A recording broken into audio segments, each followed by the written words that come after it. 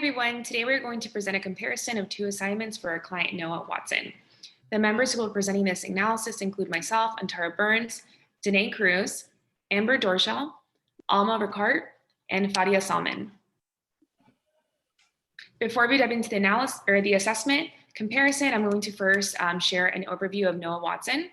Noah is 4 years old with an autism spectrum disorder diagnosis and has a moderate level of functioning.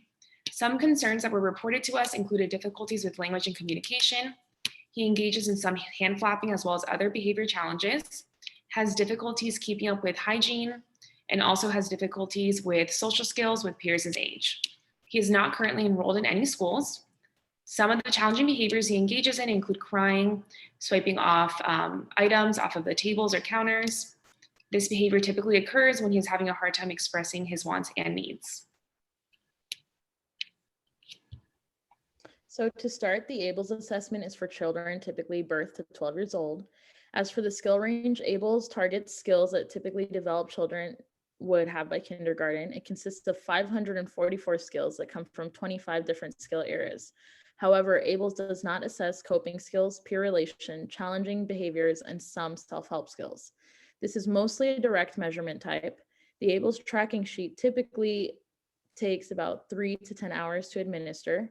As far as validity and reliability goes, not much research has been done, but little research has been done that shows that ABLES does yield reliable scores.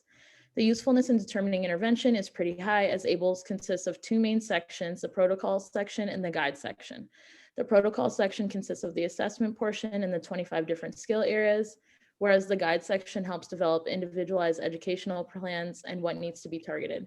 ABLES starts with simple skills all the way up to the complex skills.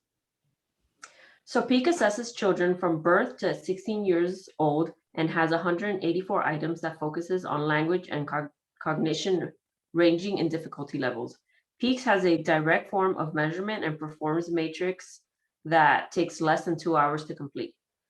PEAK generally shows great reliability and validity due to its psychometric evaluation of its modules. There are 4 modules: direct module, which contains skills from ABLES, generalization module, equivalence module, and transformation module. This helps its usefulness in determining intervention. Although PEAK does assess foundational language skills and is easier to administer, we chose to use ABLES as the assessment. ABLES-R assesses a broader range of skills than what PEAK assesses, such as basic self-help, early academic, motor skills, receptive and expressive language, daily living, social skills, etc.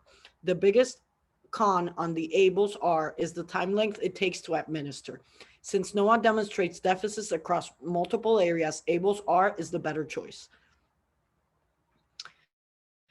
Timeline and data. The clinical team assessed Noah across 3 different sessions, all which occurred within a 1-week period. Results. Noah's ABLES-R assessment demonstrated deficits in receptive and expressive language skills, imitation skills, visual spatial skills, play and leisure, and more. The clinical team recommended that Noah should enroll in an early intensive behavioral intervention program due to his age and his deficits.